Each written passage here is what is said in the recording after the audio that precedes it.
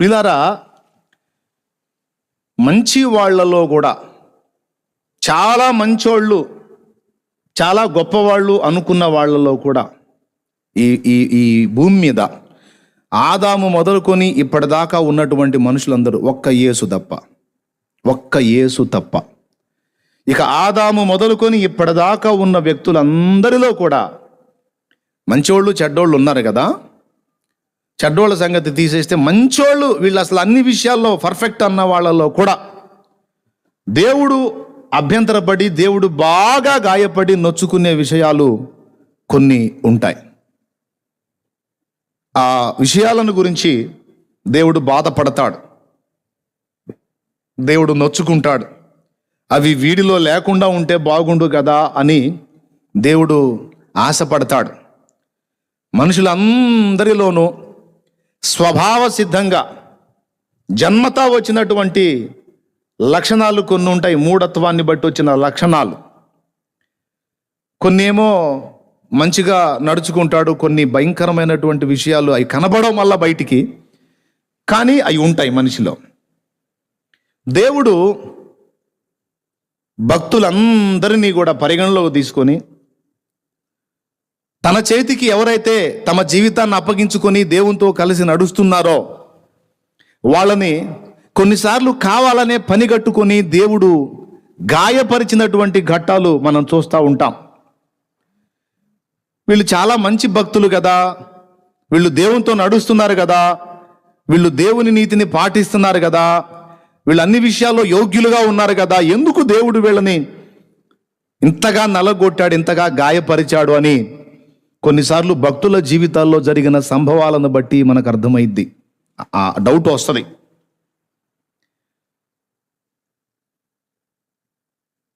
దేవుడు అలా చేయకుండా మరి తన భక్తులకు సుఖస్థితిని, నెమ్మదిగల స్థితిని ఇస్తే ఎంత బాగుండు.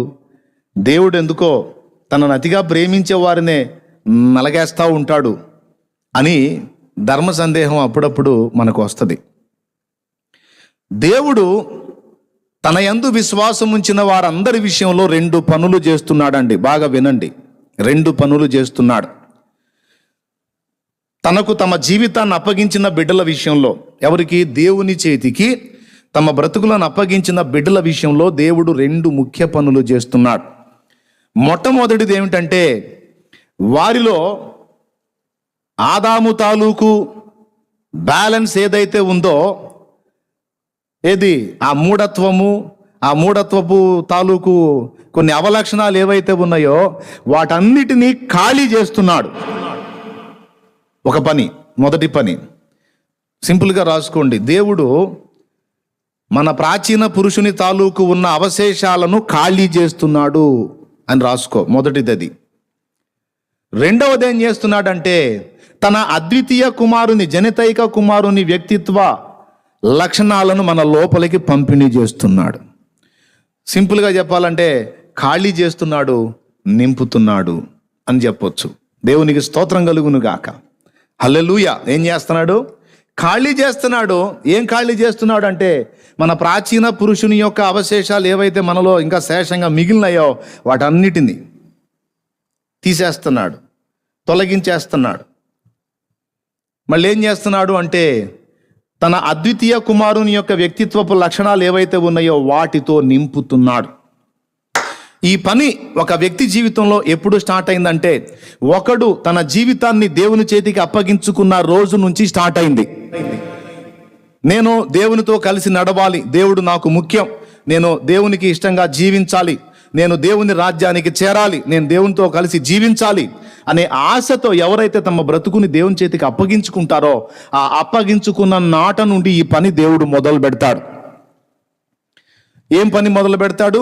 కొన్నిటినేమో తొలగిస్తాడు, కొన్నిటినేమో నింపుతా ఉంటాడు. ఇది మన అందరి బ్రతుకుల్లో దేవుడు చేస్తున్న అతి ముఖ్యమైన పని. దేవుడు ఖాళీగా ఉండడండి. మనమన్నా ఖాళీగా ఉంటాం, కానీ దేవుడు నిర్విరామంగా వర్క్ చేస్తూనే ఉన్నాడు. దేవుడు ఆయన పని చేస్తానే ఉన్నాడు. ఆది నుండి నేను రహస్యముగా మాటలాడిన వాడును కాను, అది పుట్టినది మొదలుకొని నేను మౌనముగా ఉన్నవాడును కాను, నేను మాట్లాడుతానే ఉన్నాను. మాట్లాడే పని దేవుడు చేస్తున్నాడు. ఆ మాటకు వస్తే అసలు ఫస్ట్ మాట్లాడితేనే సృష్టి అంతా కలిగింది. వెలుగు కలుగును గాక అని ఆయన నోరు తెరిచి మాట్లాడితే కలిగింది. అక్కడ నుంచి స్టార్ట్ చేశాడు మాట్లాడటం. ఇక ఆ తర్వాత నిర్విరామంగా మాటల పరంపర కొనసాగుతానే ఉంది. అంతేకాదు, దేవుడు పాత నిబంధన భక్తులలో పనులు చేస్తూ వచ్చాడు. నూతన నిబంధన భక్తులమైన మన జీవితాల్లో కూడా దేవుడు వర్క్ చేస్తానే వస్తున్నాడు, ఇప్పటికీ చేస్తున్నాడు. ఆ పని చేసేటువంటి పని ఏమిటి అంటే, ఇందాక చెప్పాను కదా, కొంతమంది నీతిమంతులైన భక్తిపరులని, చాలా మంచి వాళ్ళైన వ్యక్తులను కూడా దేవుడు ఎందుకు శ్రమ పెడతాడు అంటే, మనకు కనబడనివి దేవునికి మాత్రమే కనబడేవి కొన్ని లక్షణాలు మనం మంచోళ్ళు అనుకున్న వాళ్ళలో కూడా కొన్ని ఉంటాయి. దీనికి ఎవ్వరూ మినహాయింపు కాదు. పౌలంతటి వాడు కూడా మినహాయింపు కాదు. పౌలైతే ఏమన్నాడండి? పౌలు మహనీయుడు, నేను క్రీస్తును పోలి నడుచుకొనుచున్న ప్రకారం మీరు నన్ను పోలి నడుచుకోండి అన్నాడు. అంటే అంత పర్ఫెక్ట్గా ప్రభుని ఫాలో అవుతున్నాడు పౌలు. కానీ అలాంటి పౌలు కూడా ఒక ప్రమాదకరమైన పాపములో పడి దేవునికే అసహ్యుడయ్యేటువంటి ప్రమాదం ఉంది అని దేవుడు గుర్తించి, ఆ లోపము, ఆ బలహీనత పౌలుకు వచ్చే అవకాశం ఉందని ముందే గుర్తించి విరుగుడుగా ముళ్ళు పెట్టాడు. 2 కొరింథీ పత్రిక 12వ అధ్యాయము 7వ వచనం నుంచి చూస్తే పౌలన్నే ఆ మాట మాట్లాడతాడు. నాకు కలిగిన ప్రత్యక్షతలు బహు విశేషముగా ఉన్నందున నేను అత్యధికముగా హెచ్చిపోకుండా నిమిత్తం. అదుగదుగదుగదుగు నేను హెచ్చిపోయే ప్రమాదం ఉంది. ఆ బలహీనత విషయంలో ఎవడో మినహాయింపు కాదు, ఎవడో కేటాయింపు కాదు. ఆదాము సంబంధులమైన మనమందరము కూడా మనకు కలిగిన దాన్ని బట్టి, దేవుడు మనకి ఇచ్చిన దాన్ని బట్టి హెచ్చిపోయే ప్రమాదం లేకపోలేదు. నేను అత్యధికముగా హెచ్చిపోకుండా నిమిత్తము నా శరీరములో ఒక ముళ్ళు. అదుగదుగో నా శరీరములో ఒక ముళ్ళు. నేను అత్యధికముగా హెచ్చిపోకుండా నిమిత్తం నన్ను నలుగగొట్టుటకై సాతాను యొక్క దూతగా ఉంచబడెను. అది ఒక ముళ్ళుంది. ముళ్ళు అంటే అది ఒక బలహీనత కావచ్చు, రోగం అనుకుందామండి. రోగం దేవుని వలన కలిగింది కాదు, మన పాప ఫలితం సాతాను వలన కలిగింది. అది సాతాను యొక్క దూతలలో ఒక దూత రోగం కూడా. సాతాను యొక్క దూతగా ఒక ముళ్ళు నా శరీరములో ఉంచబడి ఉన్నది. అది నా యొద్ద నుండి తొలగిపోవలెనని ముమ్మారు ప్రభువును వేడుకుంటుని. అందుకు నా కృప నీకు చాలును, బలహీనత యందు నా శక్తి పరిపూర్ణమగుచున్నదని ఆయన నాతో చెప్పెను. అది సంగతి. నువ్వెప్పుడు బలహీనుడవో అప్పుడే నా బలముతో నీవు నింపబడతావు పౌలా. కాబట్టి దాన్ని తీసేయమని అనొద్దు. నా కృప నీకుంది, భయం లేదు, ముందుకు సాగిపోమన్నాడు. దేవునికి స్తోత్రం. ఎందుకు అసలు ముళ్ళు పెట్టావు నాయనా అంటే చెప్పాడు, నీకు నేను అందరికంటే కూడా ఎక్కువ ప్రత్యక్షతలు ఇచ్చాను. దాన్ని బట్టి నువ్వు ఇతరుల మీద మిడిసిపడే అవకాశం ఉంటుంది, అతిశయపడే ప్రమాదం ఉంటుంది. అలా ఇతరుల మీద అతిశయపడటం, హృదయ గర్వం, భక్తి గర్వం నాకు చాలా అసహ్యం. గర్వహృదయులు యెహోవాకు హేయులు అని వ్రాయబడి ఉంది కదా. నాకు అసహ్యం వస్తుంది దేన్ని బట్టైనా ఎవడైనా గర్విస్తే. కాబట్టి నీకు ఆస్తులు అంతస్తులు ఇవ్వకపోయినా ప్రత్యక్షతలు ఇచ్చాను కనుక వాటిని బట్టి నువ్వు ఇతరుల మీద అతిశయపడే ప్రమాదం ఉంటుంది కనుక నువ్వు అలా అతిశయింపకుండా నిన్ను దీనుడిగా ఉంచుటకు నేను ముళ్ళు పెట్టాను అన్నాడు. ఇది జస్ట్ ఉదాహరణగా మీకు చెప్పాను అన్నమాట. అంటే పౌలు అంతటి మహనీయుడిలో సైతం ఒక బలహీనత ప్రవేశించే అవకాశం ఉంది. అది ఎంత ప్రమాదం అంటే దేవునికి ఆయనే పౌలే అసహ్యుడైపోయేంత ప్రమాదం. అందుకని అది జరగకుండా ముందుగానే పౌలు దేహములో ఒక ముళ్ళు, అంటే రాబోయే బలహీనతకు విరుగుడు పెట్టేశాడు. దేవునికి స్తోత్రం కలుగును గాక. హల్లెలూయా. అంటే దీన్ని ఎలా చెప్పొచ్చు అంటే, ఆయన శరీరంలో ఉన్న ముళ్ళు పౌలు అతిపెద్ద పాపం బారిన పడకుండా ఉండటానికి ఒక చిన్న ఇంజెక్షన్ ఇచ్చి ట్రీట్మెంట్ ఇచ్చినట్టు అనమాట. అబ్బాయి జ్వరం వచ్చింది, అశ్రద్ధ చేస్తే ఇంకా ప్రాణానికి ముప్పు వస్తుంది. అసలు మొత్తం ప్రాణానికి ప్రమాదం లేకుండాన్నట్లు, మొత్తంగా శరీరం అంతా చనిపోకుండాన్నట్లు, ఏదో చిన్న ఇంజెక్షన్తో ఏదో ఒక దగ్గర చిన్న గాయం చేయడానికి మనం ఇష్టపడినట్లు, దేవుడు మనం మొత్తంగా పాడు కాకుండాన్నట్లు ఒక ముళ్ళు అనేదాన్ని మనకు అనుగ్రహించటం అనేది తప్పనిసరిగా ఒక తండ్రి స్థానంలో ఆయన నుండి మనకు ప్రేమతో జరిగించే ప్రక్రియ. సరే, అవలక్షణాలు ఉంటే తప్పులేదు, కానీ మరి మంచి వాళ్ళకు కూడా ఎందుకు వస్తాయో అర్థం కాదన్నా అని కొంతమంది వాళ్ళ జీవితాల్లో వాళ్ళు ఎదుర్కొంటున్న పరిస్థితులను బట్టి దుఃఖపడి దేవుణ్ణి కూడా ప్రశ్నించటం నేను చూశాను, నేను విన్నాను కొంతమందిని. కొన్నిసార్లు అంతెందుకు, నా జీవితంలో కూడా కొన్ని కఠిన పరిస్థితులు ఎదురైనప్పుడు దేవా ఎందుకయ్యా ఇలా అనుమతించావు అని ప్రశ్నించిన సందర్భాలు లేకపోలేదు. ఆత్మీయ పిన్న దశలో నేను కూడా దేవుణ్ణి కొన్ని ప్రశ్నలు వేయటం జరిగింది. అయితే ఇలాంటి ప్రశ్నలు మనకు పుడతాయనే బైబిల్ గ్రంథంలో కొంతమంది జీవితాలు మనకి ఉదాహరణగా దేవుడు రాయించి ఉంచాడు. ముఖ్యంగా 3 ముఖ్య విషయాలు మనలో దేవుడు బాగా అసహించుకునేటువంటి పొరపాట్లు లేక లోపాలు అని చెప్పొచ్చు. దేవుణ్ణి బాగా అభ్యంతరపరిచే 3 పొరపాటు గుణాలు, లేకపోతే పొరపాటు ఆలోచనలు, లేకపోతే లోపాలు 3 అవి చెప్పి నేను ముగిస్తా. జాగ్రత్తగా వినండి. ఏమిటి ఆ 3 అంటే, మొట్టమొదటిది అవిశ్వాసం.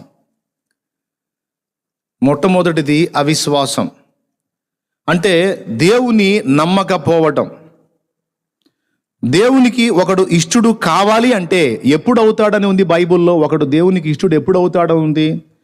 హెబ్రీ పత్రిక 11వ అధ్యాయం 6వ వచనం చెప్పనే చెప్పింది, విశ్వాసము గలవాడే దేవునికి ఇష్టుడు కాగలుగుతాడు, విశ్వాసము లేకుండా మనము దేవునికి ఇష్టులుగా ఉండుట అసాధ్యము అన్నాడు. విశ్వాసము లేనివాడు దేవునికి అయిష్టుడవుతాడు, విశ్వాసము గలవాడు మాత్రమే దేవునికి ఇష్టుడు కాగలుగుతాడు. అక్కడే చెప్తాడు,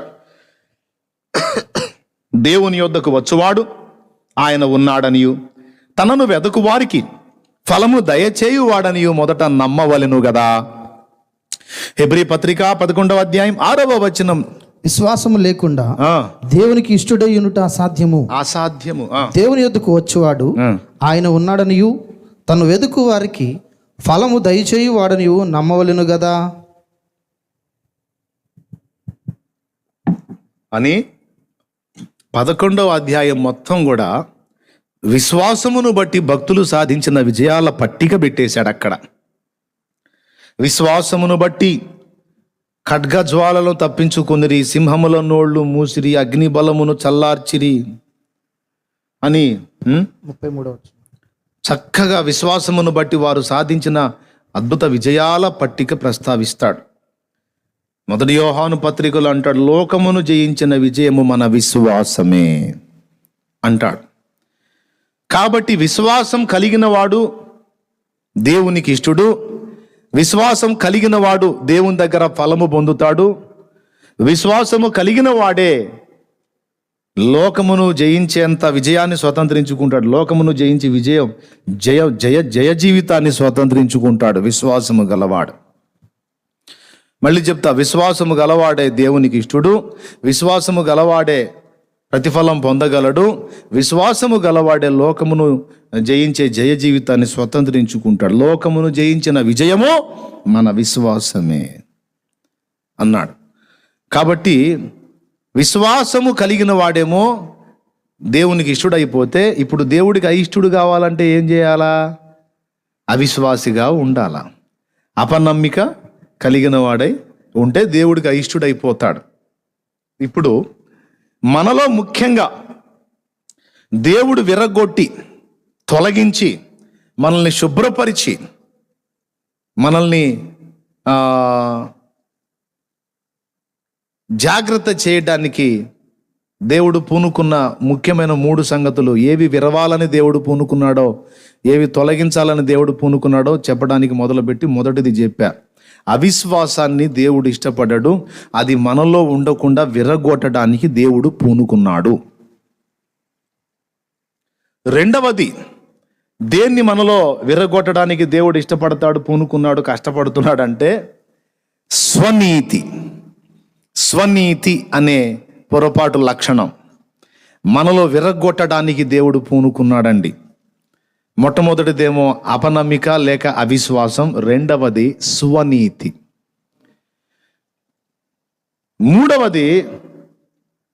మూడవది దేవుని కార్యాలను అనుమానించి తప్పుబట్టుట, దేవుని కార్యాలను విమర్శించుట, దేవుని కార్యాలను తప్పుబట్టుట అనే దుర్లక్షణం ఒకటి ఉంటుంది మనలో. దేవుని చర్యలలో లోపాలు వెతుకుట, దాన్ని ఏమని చెప్పొచ్చు అంటే దేవుని శోధించుట అని చెప్పొచ్చు. దేవుని శోధించుట, దేవుని కార్యాలలో లోపములు కనుగొనటానికి ప్రయత్నించుట అంటే దేవుణ్ణే టెస్ట్ చేయటం అన్నమాట. దేవుని మీదే నేరారోపణ చేయటం, నిందారోపణ చేయటం. ఈ లక్షణాలు 3 మనకు తెలియకుండానే మనలో పనిచేస్తూ ఉంటాయి. అవి మీకు క్లియర్గా వివరిస్తాను, జాగ్రత్తగా వినండి. మనందరికీ బాగా పరిచయం ఉన్నటువంటి భక్తుడు బైబిల్ గ్రంథంలో ఏబును గురించి అసలు దేవుడు ఏం మాట్లాడాడో ఒక్కసారి మీరు చూడండి. ఏబు గ్రంథము 1వ అధ్యాయము 6వ వచనాన్ని త్వరగా చదవండి. దేవదూతలు యెహోవా సన్నిధి నిలుచుటకై వచ్చిన దినం ఒకటి తటస్థించును. అందరూ ఉన్నారు కదా లైన్లో. రైట్. ఆ దినమున అపవాది అగువాడు వారితో కలిసి వచ్చును. యెహోవా నీవు ఎక్కడి నుండి వచ్చితివని వాడిని అడుగగా, యెహోవా అడిగాడు ఎవరిని? అపవాదిని. నువ్వు ఎక్కడి నుంచి వచ్చావు అన్నాడు. అపవాది భూమి మీద ఇటు అటు తిరుగులాడుచు అందులో సంచరించుచు వచ్చితినని యెహోవాకు ప్రత్యుత్తరం ఇచ్చెను. అందుకు యెహోవా నీవు నా సేవకుడైన యోబు సంగతి ఆలోచించితివా? అదిగో చూడండి, అతడు యథార్థ అపవాది వచ్చి ఏబు గురించి దేవుడికి చెప్పలా, కానీ పని కట్టుకొని దేవుడే ఏబు ప్రస్తావన అపవాది దగ్గర తెచ్చాడు. ఓకేనా? చదువు నాన్న. అతడు యథార్థవర్తుడును న్యాయవంతుడునై దేవుని యందు భయభక్తులు కలిగి చెడుతనమును విసర్జించిన వాడు భూమి మీద అతని వంటి వాడు ఎవడునూ లేడు అని అడుగగా, అపవాది యోబు ఓరకియే దేవుని యందు భయభక్తులు గలవాడు ఆయన, నీవు అతనికిని అతని ఇంటి వారికిని అతనికి కలిగిన సమస్తమునకు చుట్టూ కంచె వేసితివి కదా, నీవు అతని చేతి పనిని దీవించుచుండుట చేత అతని ఆస్తి దేశములో బహుగా విస్తరించి ఉన్నది. చిన్న మాట ప్రార్థన చేద్దామా? ఇప్పుడు అంశం ప్రారంభం. ప్రేమ కలిగిన మా మహాపరిశుద్ధ తండ్రి, కృప కలిగిన దేవా, నీకు వందనాలు. చదవబడిన ఈ వాక్య భాగములో నుండి మా అందరితో కూడా నాయన మీ సందేశం అనుగ్రహించండి. నా ప్రభా, మేము తెలుసుకోగోరిన ఆ 3 ముఖ్య సంగతులు మేము తెలుసుకొని వాటిని తొలగించే విషయంలో నీకు మేము కూడా సహకరించి, నా ప్రభా, మేము సంతోషంగా నీ చేతికి మమ్మల్ని మేము అప్పగించుకొని నీ చేత శుద్ధి గావించబడి నూతన పరచబడుటకు సహాయము చేయండి. ఉపదేశాన్ని అడ్డగింపజూసే దురాత్మ అంధకార శక్తుల ప్రభావాన్ని నజరేయుడగు యేసు నామములో బంధిస్తున్నాం. విశ్వాసముతో నీ కృపా కాపుదల మాకుంచు నాయన. నీ ప్రాకారం మా చుట్టూ ఉంచు. నీ పరిశుద్ధాత్మ నడిపింపును దయచే. నీ దాసుడు బలహీనుడు, వట్టివాడు, మలిన పాత్ర ప్రభు, నీ రక్తమే ఆశ్రయమై ఉంది, ఆధారపడుతున్నాడు. శుద్ధి చేయండి నీ రక్తము చేత. నీ కృప మీద ఆధారపడుతున్నాడు, కనికరించి మీ కృప చేత వాడుకో. నా ప్రభు, ఎంతమంది ఈ సందేశం వినవలసి ఉందో వారందరూ కూడా నా ప్రభు ఇప్పుడు ఈ ప్రార్థనలో ఏకీభవించున్నట్లు కృప చేయమని స్తుతి మహిమ మీకే చెల్లిస్తూ, తర్వాత వినేవారితో సైతం ఈ అంశం ద్వారా నీవు మాట్లాడి వారిని కూడా మీరు చక్కదిద్దమని స్తుతి మహిమ మీకు చెల్లిస్తూ యేసు నామములో ప్రార్థించి పరిశుద్ధాత్మ నడిపింపును సహాయమును వేడుకుంటున్నాం తండ్రి. ఆమేన్. ఆమేన్. ప్రభునందు ప్రియులారా, జాగ్రత్తగా వినండి. ఏబును గురించి అపవాది ప్రస్తావించలేదు, కానీ దేవుడే ఏబును గురించి అపవాదితో ప్రస్తావించాడు. భూమి మీద నుండి వస్తున్నావా నువ్వు? అట్లయితే భూమి మీద నా సేవకుడైన ఏబు సంగతి విచారించితివా అని ఏబు యొక్క మంచి కొలతలు ఏవైతే ఉన్నాయో, మంచి లక్షణాలు లేక మంచి విషయాలు దేవుడే మాట్లాడుతున్నాడు. చూడండి, అతడు యథార్థవర్తనుడు, న్యాయవంతుడు, న్యాయంగా ప్రవర్తించేవాడు, దేవుని యందు భయభక్తులు గలవాడు, చెడుతనమును విసర్జించిన వాడు, భూమి మీద అతని వంటి వాడు ఎవడూ లేడు. అదుగో, అంటే ఈ కొలతలన్నిటిని బట్టి మనకి ఏబు ఎలా కనపడతాడంటే అసలు ఏ లోపము లేని పరిపూర్ణ పరిశుద్ధుల్లా కనపడతాడు. అవునా? ఎందుకంటే ఆయన యథార్థవంతుడు, న్యాయవర్తనుడు, యెహోవాయందు భయభక్తులు కలిగి చెడుతనం విసర్జించినవాడు, అలాంటోడు అసలు లేడు అని దేవుడే చెప్పినప్పుడు ఇంక మనం ఏం మాట్లాడతామండి? అయితే అపవాది ఏమన్నాడంటే, ఆయనే ఊరకనే అంత భక్తుడయ్యాడా, అంత నీతిమంతుడయ్యాడా?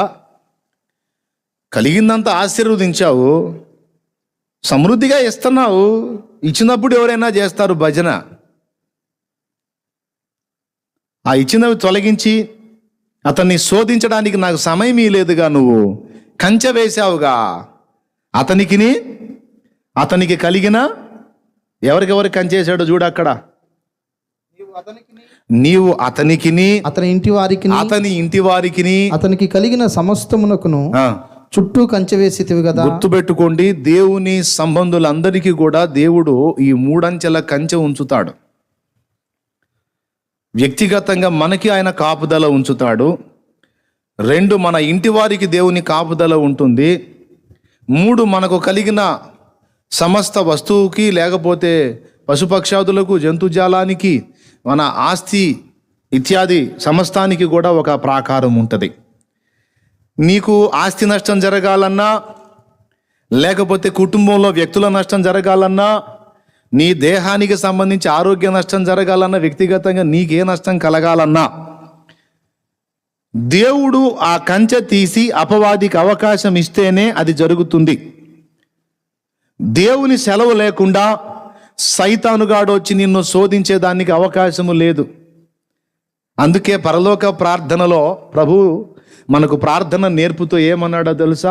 మేము శోధనలో పడిపోకుండాన్నట్లు దుష్టిని నుండి, కీడు నుండి మమ్మల్ని తప్పించుము. అంటే తప్పించే అవకాశం, అధికారం దేవునికి ఉన్నాయి. అంటే ఈ సైతానుగాడు లేక అపవాది అనేవాడు వచ్చి మనల్ని శోధించడానికి, మనల్ని నష్టపెట్టడానికి, ఇబ్బంది పుచ్చడానికి, వాడు సైతం మన దగ్గరకు వచ్చి మనల్ని ముట్టాలంటే దేవుని పర్మిషన్ తీసుకోవాలి.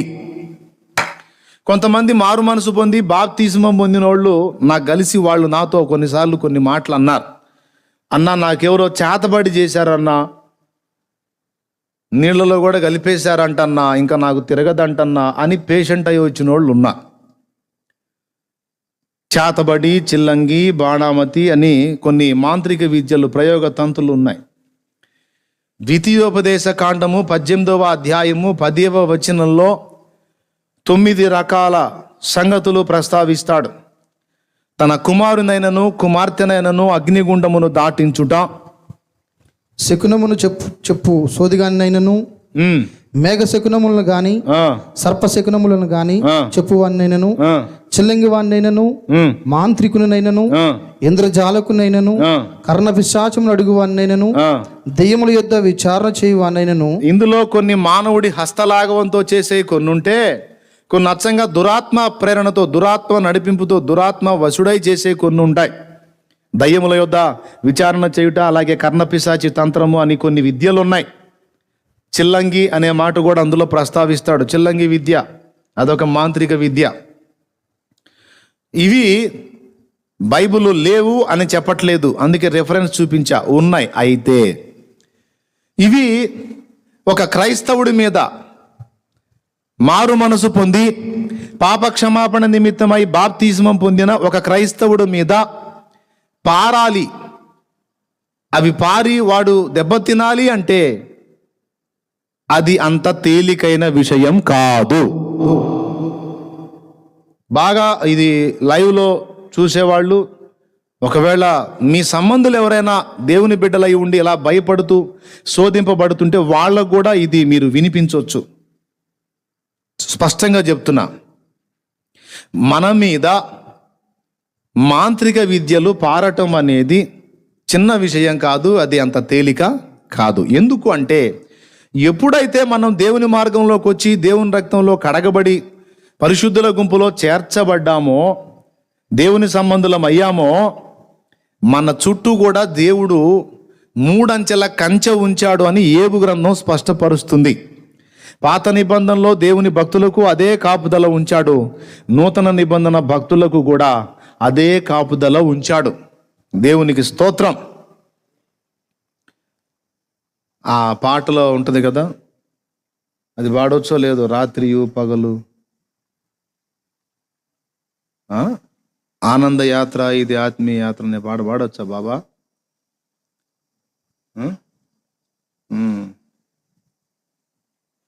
సరేలే, అవన్నీ తీసేసినాక పాడదాంలే. మనకి కాపుదల ఉంది, దేవదూతల కాపుదల ఉంది. కీర్తనల గ్రంథము 34వ కీర్తన 7వ వచనంలోను, 34వ కీర్తన 7వ వచనంలోను, అలాగే 91వ కీర్తన 11వ వచనంలోను ఆయన దూతల కాపుదలను గురించినటువంటి వచనాలు మనకు కనపడతాయి. దేవునికి స్తోత్రం కలుగును గాక. 34:7 యెహోవా యందు భయభక్తులు గల వారి చుట్టూ ఆయన దూతలు కావలి ఉండి వారిని రక్షించును. ఒకటి. తర్వాత 91:11 కీర్తనే. నీ మార్గములన్నిటిలో నిన్ను కాపాడుటకు ఆయన నిన్ను గూర్చి తన దూతలను ఆజ్ఞాపించును. నీ పాదములకు రాయి తగలకుండా వారు నిన్ను తన చేతుల మీద ఎత్తి పట్టుకు. దేవునికి స్తోత్రం. వ్యక్తిగత భద్రతయే కాదు, ఇంటి వారికి భద్రత, కలిగిన ఆస్తి, ఇతరత్ర వాటన్నిటికి కూడా భద్రత. ఈ మూడు మనకి దేవుని కాపుదల ఉంటది. గుర్తుపెట్టుకోండి. ఇప్పుడు నీకు ఆస్తి నష్టం జరిగింది అనుకుందాం. అక్కడ దేవుడు ఆ కంచెని కొంచెం తొలగించి ఆ నష్టం సాతాను నీకు కలిగించడానికి దేవుడు అవకాశం ఇస్తేనే అది జరిగింది. 2, కుటుంబంలో నష్టం కలిగింది, అక్కడున్న కంచె కూడా దేవుడు తీసి శత్రువుకు అవకాశం ఇస్తేనే అది జరిగింది. వ్యక్తిగతంగా నీకు శరీర బలహీనతో, శరీర సంబంధమైన సమస్య ఏదో నీకు నష్టం కలిగింది, అక్కడ కూడా దేవుడు కంచె తీసి నీ మీద వాడికి అవకాశం ఇస్తేనే తప్ప వాడంతటా వాడు వెళ్ళి ఒక భక్తుణ్ణి పాడు చేయటం అనేది సొంతంగా దేవుని అనుమతి లేకుండా సాధ్యం కాదు. ఎందుకంటే వీడు వెళ్ళి తన బిడ్డల్ని శోధించకుండా, ఇబ్బంది పెట్టకుండా, తన యందు భయభక్తులు గల వారి చుట్టూ కూడా దేవుడు కంచెలు వేసేసాడు, కాపుదలు పెట్టేశాడు. నాకు తెలిసి సైతాను అనేవాడు లేక అపవాది అనేవాడు ఏబు దగ్గరికి పోయి ఉండాలి. ట్రై చేశాడు మనోడు, అందరితో పాటు ఇతను కూడా ఒక ఉతుకుదామని ట్రై చేస్తే అక్కడికి వెళ్ళలేకపోయాడు. ఎందుకు వెళ్ళలేకపోయాడంటే దేవుని కాపుదల అక్కడ కనపడింది వానికి. అందుకే చెప్పాడు, నేను పోయాను, కంచేశావుగా, ఆయన భక్తి ఏందో, ఆయన గొప్పతనం ఏందో తేలుద్దామని పోయా, నన్ను ఏడబోనిచ్చావు అంటే దీన్ని బట్టి ఏమర్థమవుతుందండి? దయ్యాల రాజు సైతాను. దయ్యాలు రావటం కాదు, దురాత్మలు, అపవిత్రాత్మలు రావటం కాదు, వాటన్నిటికీ రాజు సైతాన్. అయితే సైతానుగాడే దేవుని కంచె దాటి మన దగ్గరకు రావటం సాధ్యం కానప్పుడు దయ్యాలు వస్తాయా కంచె దాటి? అవి మనకు కీడు కల్పిస్తాయా? కొద్దిగా మనసు పెట్టి ఆలోచించండి. అదురుపోయేవాళ్ళు, బెదిరిపోయేవాళ్ళు, నాకు చేశారంటన్నా, నాకు చేశారు. ఏందమ్మా నీ బొంద, నీకు చేసింది నీ తలకాయ, పిచ్చిమోహం దానా? నువ్వు అదురుకొని సచ్చి ఇంట్లో వాళ్ళకు కూడా మనశ్శాంతి లేకుండా చంపేస్తూ ఉంటారు కొంతమంది. నాకు చేశారు. ఏంటి చేసేది? పారదు. ఆయన సెలవు లేకుండా ఏ మాంత్రిక విద్య కూడా దేవుని అనుమతి లేకుండా నీ మీద సఫలత పొందదు. ఇది అందరూ గుర్తుపెట్టుకోవాలి. ఇప్పుడు అవిశ్వాసులు, అన్యులు వస్తే అది వేరే సంగతి. విశ్వాసులు వస్తున్నారు కొంతమంది, నాకు కనపడ్డారు. ఏంటంటే దయ్యం పట్టిందని. అరే విశ్వాసం, నీకు దయ్యం ఎట్టబట్టింది?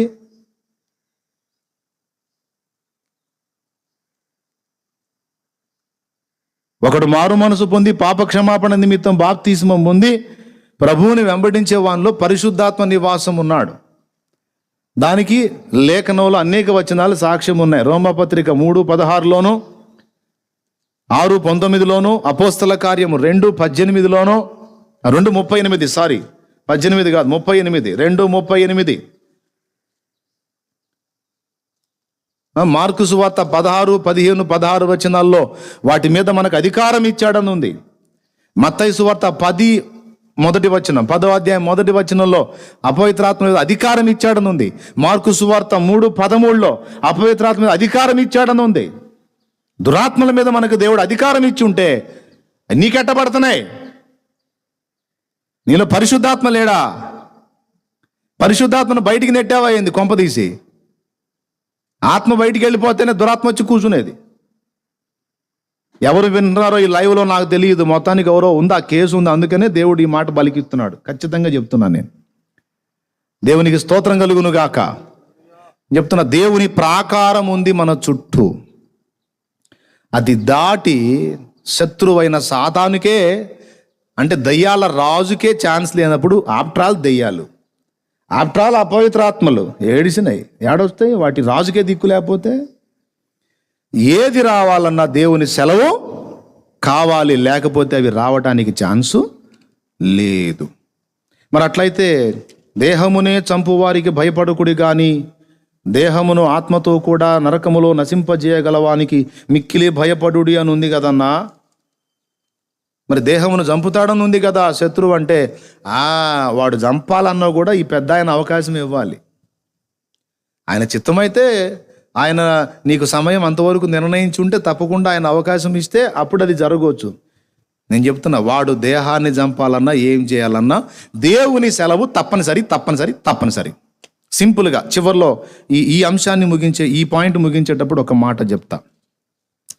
అపోస్తలులు 12 దాదాపు 11 మంది హతసాక్షులయ్యారు. శిరచ్ఛేదం చేసి కొందరిని, ఖడ్గము చేత యాకోబుని, తల నరికి పౌలుని, అట్లాగా తలక్రిందులుగా సిలువ వేసి అపోస్తుడైన పేతురుని, ఇట్లాగా అపోస్తలుల్ని రకరకాలుగా 11 మందిని హతసాక్షి మరణం పొందేటట్టు చేయనిచ్చాడు. యోహాను మాత్రం అలా గానిలా. వాళ్ళని చంపేసినట్టే యోహానును కూడా చంపేద్దామని సలసల కాగుతున్న నూనెలో ఒక పెద్ద డేషా లాంటిది తెప్పించి దానిలో నూనె పోసి ఏందో అంత రిస్క్ తీసుకున్నారు. మరి నాకు అర్థం కావట్లా. అంటే యోహాను మరణం చిత్రవదగా ఉండేటట్టు, వెరైటీ కోసం, అందరిని ఒకే విధంగా చంపకుండా ఈ మరణం ఎలా ఉంటుంది, ఈ మరణం ఇది ఎంత బాధాకరంగా ఉంటుందని ఎక్కువ బాధ పెట్టి, హింస పెట్టి చంపాలని నూనెని బాగా సలసల కాగబెట్టి ఆ కాగు బాగా తెరులుతున్నప్పుడు అలాగు పట్టి వేసేసాడు యోహానుని. ఏం కాల, హాయిగా కూర్చున్నాడు నూనెలో. నాకు తెలిసి ఆయన బయటికి తీసేటప్పుడు పట్టుకున్నోడి చేతులు మాడిపోయి ఊడిపోయి ఉంటాయి. సింహాల దగ్గరికి తీసుకెళ్ళి విసిరారంట. అలాగ లేచి వచ్చి అలాగ వాసన చూసి పక్కకి వెళ్ళిపోయినాయి. ఏం చేస్తే ఏమాత్రం ఆయన సెలవీయకపోతే బిలాం అంటాడు, బాలాక్ అంటాడు, ఇదిగో నువ్వు శపించాలని నేను తీసుకొచ్చింది ఇశ్రాయేలుని, నువ్వేంటి వాళ్ళని దీవిస్తున్నావేంటి, వాళ్ళ మంద ఇప్పటికే ఎక్కువ ఉంది, ఇంకా డెవలప్ కావాలని అంటున్నావేంటి, శాపం పెట్టు అని ప్రాధేయపడితే బిలాం అంటాడు, ఎవడ్రా పిచ్చోడా, ఏమని శపించేదిరా, యెహోవా శపించలేదే. బా, నాకు నవ్వొచ్చింది ఆ మాట చదివినప్పుడు. నేను శాపం పెడితే, నా సొంతంగా పెడితే దాన్ని నెరవేర్చేవాడు దేవుడురా. నేను ఆశీర్వాద వచనం పలికితే ఆ ఆశీర్వాదం ఇచ్చేవాడు దేవుడు, నేను శాపవచనం పలికితే ఆ శాపాన్ని నెరవేర్చేవాడు దేవుడు. కాబట్టి నేను శాపం పెట్టినా దీవించినా ఆయన సెలవు లేకుండా అవి నెరవేరవురా. ఏమని శపించేది, యెహోవా శపించలేదే. యాకోబు సంతానము విస్తారమగును. పాపం 7 సార్లు అంతే జరిగిద్ది. ఎందుకు ఈ మాట చెప్పానంటే, ఆయన సెలవు లేకుండా సలసల కాగుతున్న నూనె కాదు, సింహాలు కాదు, ఏం చేసినా చావడు. ప్రభువు సెలవు లేక చంపగలిగేవాడెవడు, చచ్చేవాడెవడు. ఆయన అవకాశం ఇచ్చాడు అనుకో, ఏం అవసరంలా, పండుకున్నట్టే పోవచ్చు. కత్తులు కటారులు తీసుకొని ఏదో గందరగోళం చేసి చంపాల్సిన అవసరంలా. నిద్రపోయేవాడిని నిద్రలోనే తీసేస్తాడు ఆయన సెలవు అయితే. ఇంతవరకు మీకు స్పష్టంగా అర్థమైందని అనుకుంటున్నాను. కాబట్టి ఒక ప్రాణాన్ని తీయాలన్నా, ఒక వ్యక్తిని ఇబ్బంది పెట్టాలన్నా దేవుని అనుమతితోనే జరుగుతావి.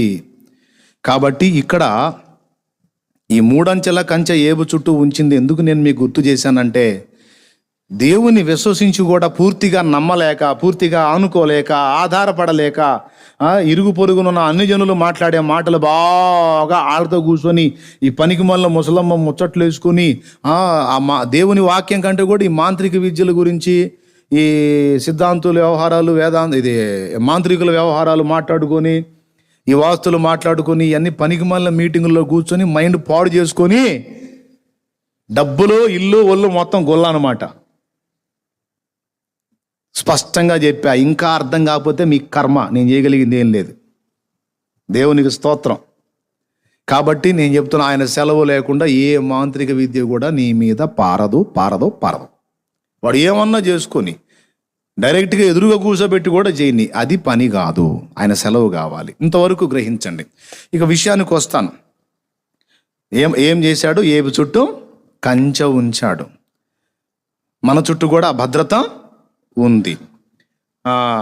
అట్లయితే ఇప్పుడు ఏంటంటావు అంటాడు. ఏముంది, వెళ్ళి శోధించి ఆయన రంగు తేలుద్దామంటే నువ్వు అడ్డాలు వేసావుగా, తీసే, అప్పుడు చెప్తా. అదే ఏబు, ఏ ఏబు గురించి నువ్వు మంచి సాక్ష్యం చెప్పావో అతడే తేడా అని నేను రుజువు చేస్తాను అన్నాడు. అట్లయితే పో, అతని ప్రాణమును మాత్రము ముట్టవద్దు, అతనికి కలిగిన సమస్తము నీ చేతనైనట్టు చేసుకో, అతడు మాత్రం నన్ను వదిలిపెట్టడు ఓ అన్నాడు.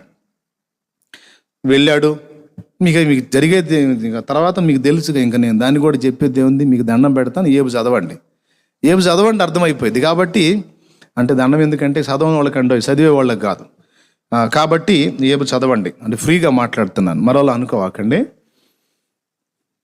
వెళ్తాడు, ఆస్తులన్నీ పోయేటట్టు చేస్తాడు, పిల్లలు చచ్చిపోయేటట్టు చేస్తాడు. అంతా నష్టాలే, అంత దుర్వార్తలే వస్తూ ఉంటాయి పాపం. తర్వాత అదంతా అయిపోయిద్ది. మళ్ళా మీటింగ్ అయిద్ది. నాకు తెలిసి ఈ సన్నివేశం కోసమే మీటింగ్ పెట్టాడేమో నా డౌటు. ఎక్కడ? పరలోకంలో మళ్ళా దేవుని దూతలందరూ ఒక చోట సమకూడేటువంటి దినం ఒకటి తటస్థింపగా, యెహోవా సముఖమున అందరూ కూడి వచ్చినప్పుడు మళ్ళా వచ్చాడు వీడు.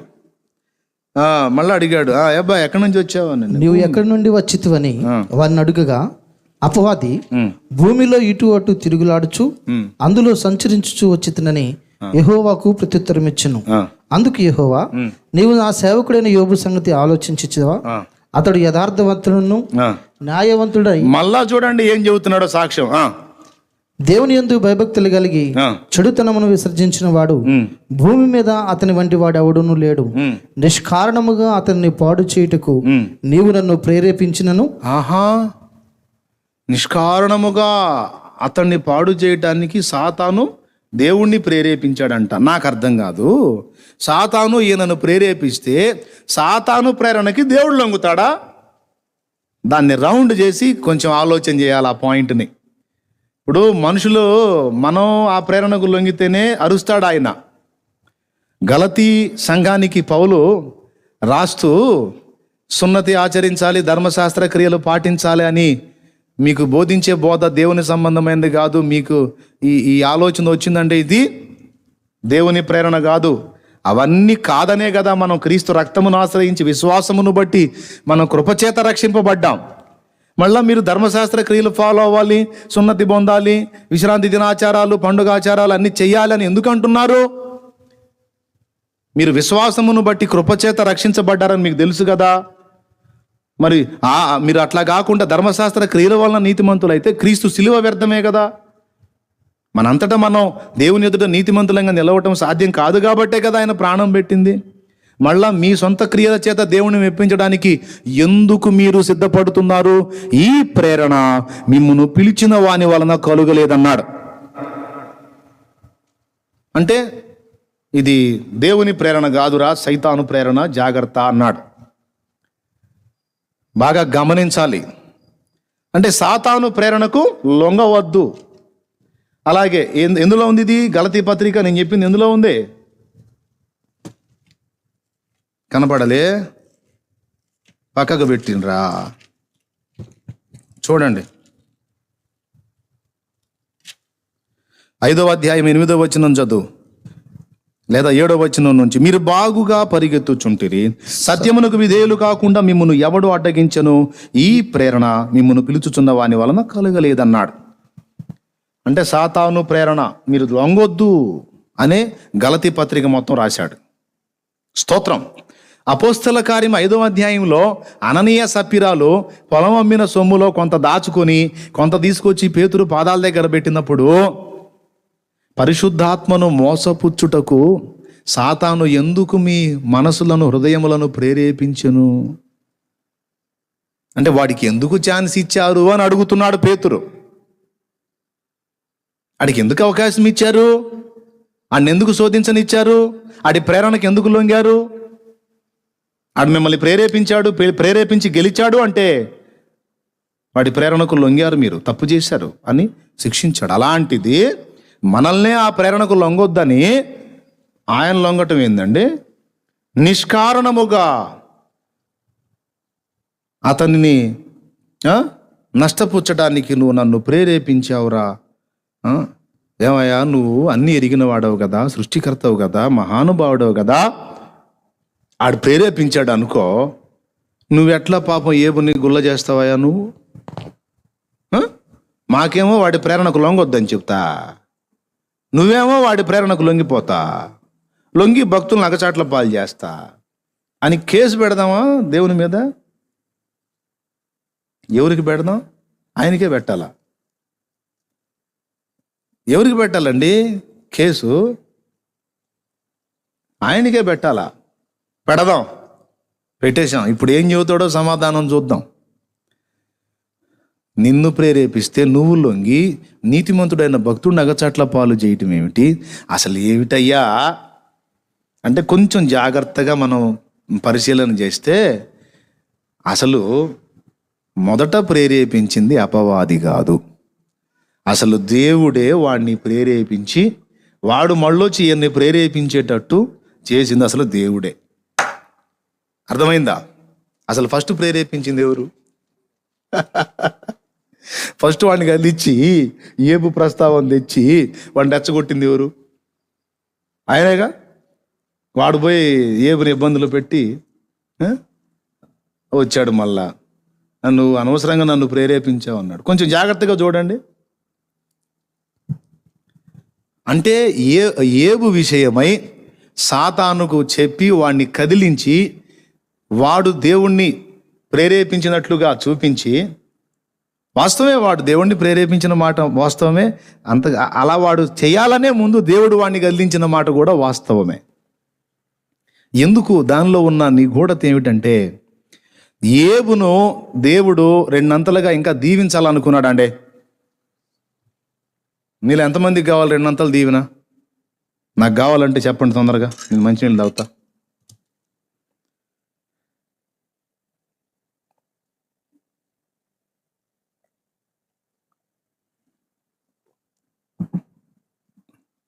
ఏబు రెండంతల దీవెన భూ సంబంధమైంది అనుకుందాం. మనకి రెండంతల దీవెన ఇహ పర దీవెన, ఇహలోక దీవెన, పరలోక దీవెన కావాలా మీకు?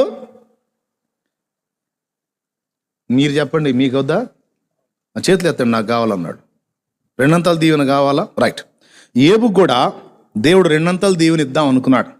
ఇద్దామని ఏబుని కొంచెం ఎక్సర్సైజ్ చేస్తే దేవుడు ఏవైతే ఇష్టపడ్డాడో ఖచ్చితంగా ఆ విషయాలు ముందు చెప్పానే 3 సంగతులని, ఆ 3 సంగతులు ఈయనలో కనపడ్డాయి. ఏమిటి ఆ 3 సంగతులు అంటే, మొట్టమొదటిది విశ్వాసములో స్థిరత్వము లేకపోవుట, విశ్వాసములో చంచలత్వం. నంబర్ 1 రాసుకో. నంబర్ 2 స్వనీతి. నంబర్ 3 అవసరమైతే దేవుని కార్యాలను కూడా ప్రశ్నించి నేరారోపణ చేసే పరిస్థితి. ఏ 3 దేవుడు ఇష్టపడ్డాడో ఆ 3 ఏబులో దొరికినాయి దేవునికి. అరే ఇవి ఉంటే నేను రెండంతలు దీవించలేనే బిడ్డని.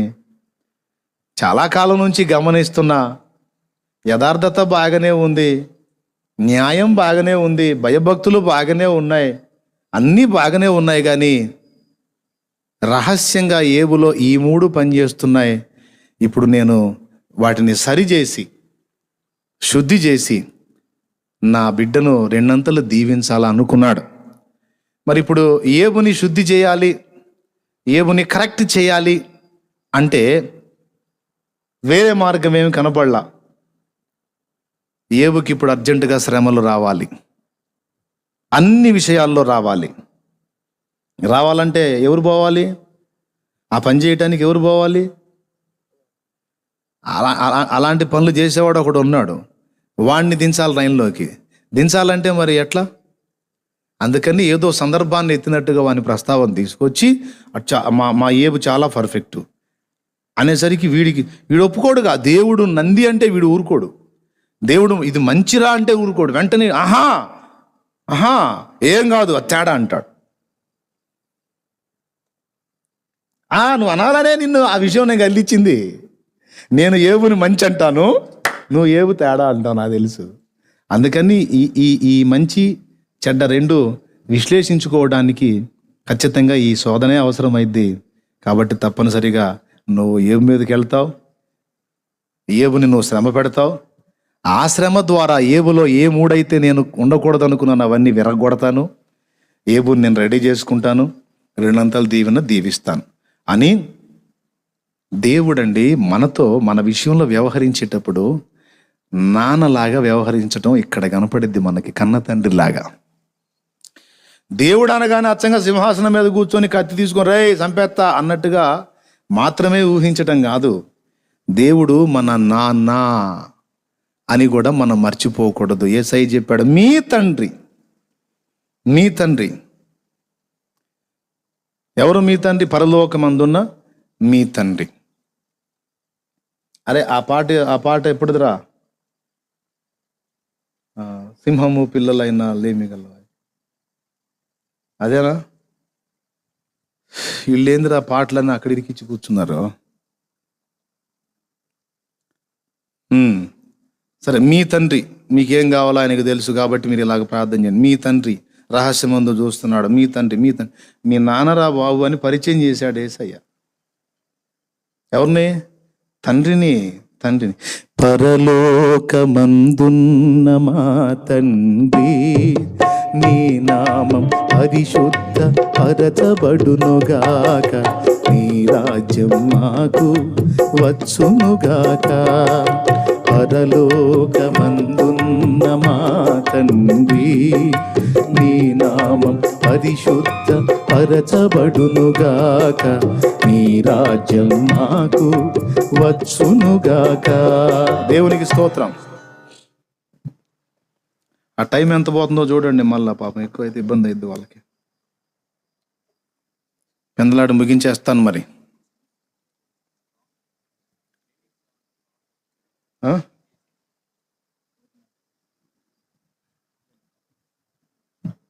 రైట్. మరి ఇక టైం లేట్ అవుతుందిగా. కార్యక్రమంలో తర్వాయి భాగం వచ్చేవారని చెప్పేదా?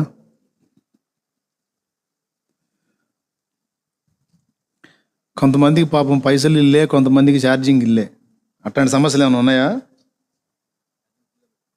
ఫుల్గా ఉన్నారా? రైట్. పిల్లారా, ఏదో ఒక విలువైన సమాచారం మీకు అందించాలనే నా సిద్ధపాటు. దేవుణ్ణి కూడా నేను వేడుకునేది. లైవ్లోకి వచ్చినప్పుడు కానీ విడిగా మాట్లాడినప్పుడు కానీ ఏదో ఒక విలువైన సందేశం మీకు ఇచ్చి మిమ్మల్ని ఆత్మీయంగా ప్రోత్సహించాలని నిరంతరం ప్రయాసపడతా ఉంటా. కాబట్టి ఏ అంశాన్ని కూడా దయచేసి తేలిగ్గా తీసుకోకుండా సీరియస్గా 1-2 సార్లు వినండి, వివేచించండి, మీలో ఉంటే సరి చేసుకోండి. తప్పకుండా మీరు దీవించబడతారు. సరే, పాయింట్కి వద్దాం. ఇప్పుడు ఏబుని అభ్యంతరపరచున్నట్లుగా, ఏబుని శోధించినట్లుగా సాతాను దేవుణ్ణి ప్రేరేపించాడా? దేవుడే సాతాను గల్లించాడా? విచిత్రం. అసలు ఆ ఏ ప్రస్తావన తెచ్చిందేమో ఈయన. వాడు రెచ్చిపోయి నాకు పర్మిషన్ ఇయ్యనిపోయి వాడు ఇబ్బంది పెట్టి వస్తే ఈయన అంటాడు, నువ్వు అసలు అనవసరంగా నన్ను పాప నీతిమంతుని శోధించడానికి ప్రేరేపించావురా, అమాయకుడిని నన్ను మోసం చేసావురా నువ్వు అన్నట్టు మాట్లాడుతున్నాడు. నాకు నవ్వు వచ్చింది అది చదివినప్పుడు. అంతేకాదండి, సాతానుకి ఏబులో ఉన్న లోపాలు చెప్పాడా? ఏబులో ఉన్న మంచి సంగతులే చెప్పాడు, కానీ ఏబులో దేవుడికి కనిపించిన లోపాలు సైతానుకు చెప్పాల. ఎందుకు? ఆయన మమత అది. ఎంత పనికిమాలిన కొడుకైనా సరే వాడి లోపాలు బయట వాళ్ళకి చూస్తాం మనం. బయట వాళ్ళు వస్తారు, ఏమండే మీ వాడేందని ఇట్లా చేశాడని. ఎవరు? మావాడా? ఎవరిని చూసి ఎవరు అనుకుంటున్నాను? మావాడు. ఇప్పుడు దాకా మావాడు ఇక్కడే ఉంటా. అది లేదండి, ఇప్పుడు వచ్చి బయట వచ్చి ఇప్పుడు దాకా ఆడి మా వాడిని కొట్టి వచ్చాడండి. ఎరా లేదన్నా నేను కొట్లా, వాడే నన్ను ఇక్కడ కొట్టాడు అని వీడు మళ్ళా ఒట్టిదే తను వచ్చాడు వీడు. వచ్చాడా, ఆడాడా, ఆహా నేను ఇప్పుడుదా ఇక్కడే చూసాలే వాడిని. కొట్టావరా? లేదు నేను కొట్టలేదు, నన్ను వాడి నన్ను ఇక్కడ కొట్టాడు. ఏమయ్యా మా వాడు ఎట్ట కనపడుతున్నాడు? పిల్లలు అన్నప్పుడు కొట్టుకుంటారా? అయినా మీ వాడి కొంచెం దుడుకు ఎక్కువ, ఉట్టిది వీడే టెంపరు. మళ్ళీ వీడిని పక్కన వేసుకొని వాళ్ళ అబ్బాయిని అంటాడనమాట, ఇంకోసారి కొడితే మర్యాద ఉండదంటే మేము మాత్రం ఊరుకుంటామేంది, మా వాడి జోలికి వస్తే మేము కూడా ఊరుకాం, పోవా చూశారు. కానీ కొట్టాడు తగొచ్చావు చెప్పడానికి వా అని చెప్పినాడు. పంపించి తలుపులేసి అప్పుడు ఈయన్ని తిడతాడు, పరిగెత్తుకుండా కొడతా కదవా, ఎన్నిసార్లు కవర్ చేయాలరా నిన్ను అని మళ్ళీ వీడికి స్పెషల్ క్లాస్ ఇస్తాడు అన్నమాట. ఒక తండ్రి మమత అది బయటవాడికి పట్టిస్తాడా? పట్టీడు.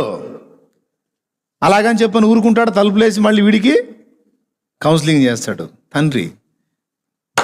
ఏవు దగ్గర మరో దగ్గర మనకి ఇదే కనపడింది. ప్రధాన యాజకుడగు యెహోషువ.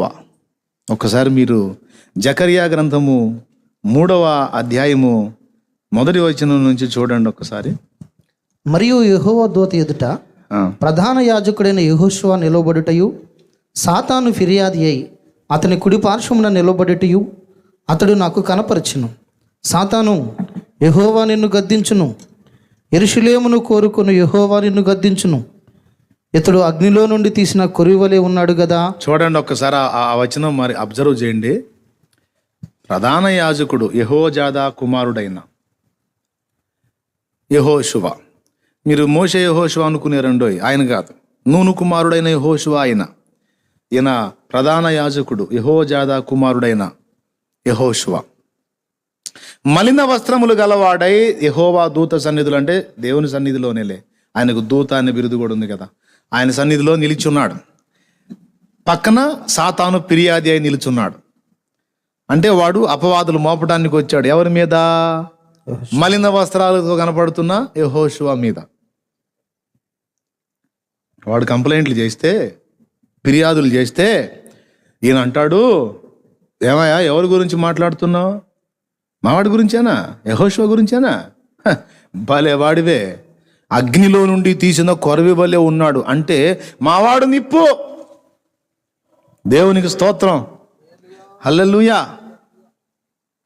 అమ్మాయి కొంచెం బుద్ధిహీనత ఉన్నా సరే తల్లిదండ్రులు సంధిస్తారు, మా అమ్మాయి నిప్పు. వీడు కాస్త గడ్డి తినే చేష్టాలు ఉన్నా సరే మావాడు నిప్పండి, అసలు మావాడు ఎరగడు, అన్యాయంగా మావాడు అబండాలు మోపుతున్నా, మావాడు నిప్పు అన్నట్టు యెహోషువను గురించి ఆయన ఏమంటున్నాడు చూడు, మావాడు నిప్పు, అగ్నిలో నుండి తీసిన కొరవ అంటే నిప్పులాగా ఉన్నాడు, పట్టుకుంటే కాలిపోయేంత నిర్మలంగా ఉన్నాడు.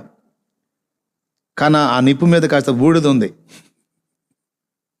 ఆ బూడిద ప్రస్తావన దాటల్లా. అగ్నికి బూడిద పట్టదు కానీ నిప్పుకు పట్టిద్ది. నీవురు కప్పిన నిప్పు అంటారు కదా, నీవురు కప్పేస్తుంది పైన బూడిద. వాడు వెళ్ళిపోయాడు. ఆడు ఫిర్యాదులన్నీ చేశాడుగా, ఆ ఫిర్యాదులన్నీ విని మా వాడు అగ్నిలో నుండి తీసిన కొరవి వలె ఉన్నాడు అంటే వాడు వెళ్ళిపోయాడు, అపవాది వెళ్ళిపోయాడు. వెళ్ళిపోయిన తర్వాత దూత దగ్గర నిలిచిన వారిని పిలిచి ఇతని మైలు బట్టలు తీసివేయడని ఆజ్ఞాపించి, నేను నీ దేశమును పరిహరించి ప్రశస్తమైన వస్త్రములతో నిన్ను అలంకరించుచున్నానని సెలవిచ్చాను. అద్దుగో, దోషం ఉందా లేదా? దోషం ఉందా లేదా? ఉంది. కానీ ఏమంటున్నాడు? వాడికి సంధించాడా? వాడికి ఇవ్వలా.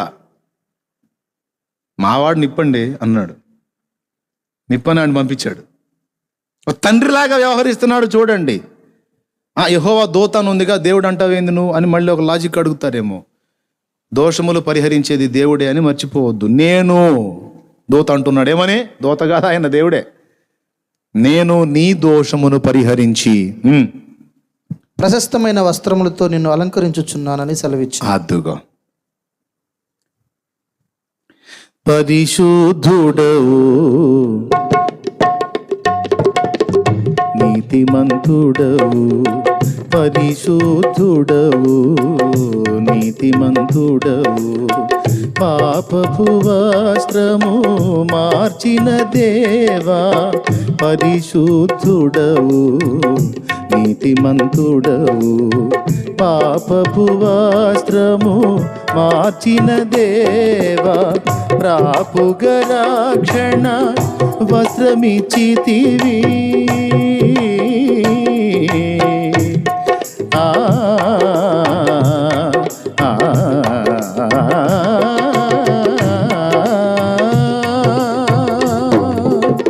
ప్రాపుగ రక్షణ వస్త్రమిచ్చితివి. పొగడెద నిన్ను ధవళవన్నుడ, పొగడెద నిన్ను ధవళవన్నుడ. కొనియాడి పాడి కీర్తించి వందించెద నిన్ను నా ప్రభువా. కొనియాడి పాడి కీర్తించి వందించెద నిన్ను నా ప్రభువా.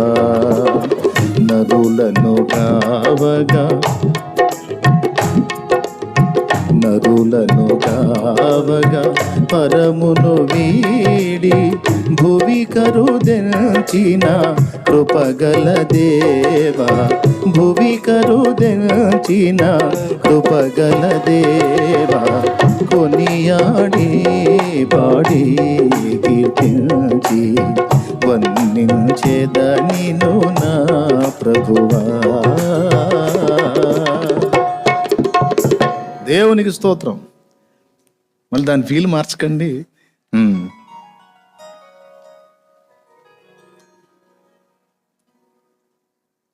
పాపపు వస్త్రము మార్చిన దేవా, ప్రాపుగ రక్షణ వస్త్రమిచ్చితివి.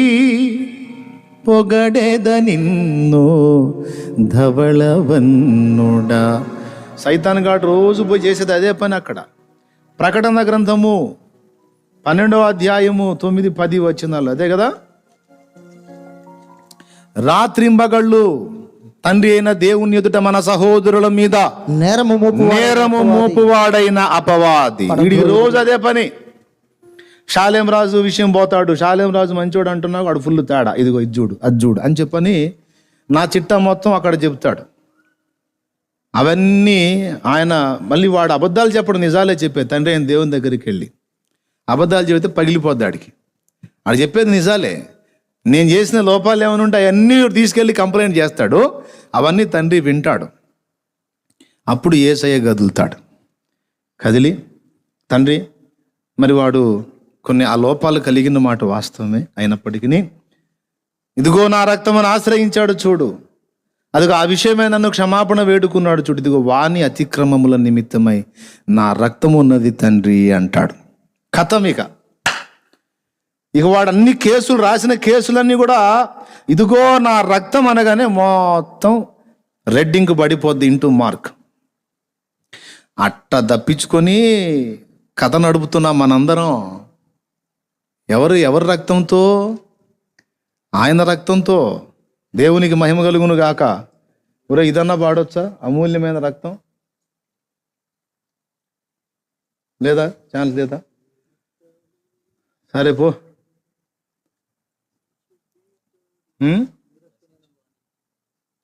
కాబట్టి ఆ రక్తమే ప్రతిరోజు మనకు ఆశ్రయం అయిపోయింది. ఆయన తండ్రి కుడి పార్శ్వమున కూర్చున్నాడు. ఎందుకో తెలుసా? మన పక్షమున విజ్ఞాపన చేయడానికి. ఏమిటి ఆ విజ్ఞాపన అంటే, వాడొచ్చేమో కేసులు రాస్తుంటాడు, కేసులు రాసుకొచ్చినవి అన్ని తీసుకొచ్చి అప్పచెప్తాడు. ఈయనేమో దానికి నిష్కృతి, పనిష్మెంట్. మన మీద వచ్చిన డైలీ ఎవ్రీడే మన మీద కేసులు వస్తుంటాయి. మనం ఏ నడక పడక తలంపు ఆలోచన క్రియ మాట చేష్ట అన్నిటికీ కేసులు వాడు రాసుకొని పోతుంటాడు. అదే పని వాడికి. పగలు రాత్రి తేడా కూడా లేదంట. రాత్రి పగళ్ళు మన మీద నేరం మోపువాడైన అపవాది కేసులు రాస్తూ ఉంటే అక్కడ కొట్టేస్తూ ఉంటాడు యేసు రక్తం వచ్చేది. కాబట్టి హాయిగా పాపాలు చేసుకోండి అని చెబుతున్నానా? పంపలు అంటుకుపోతాయి.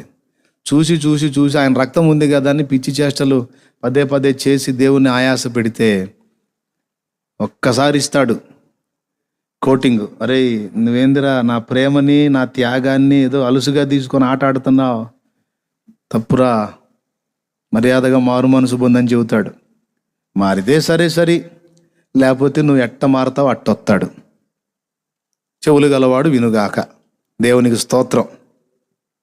కానీ నిన్ను తొందరగా మాత్రం అప్పచెప్పడు.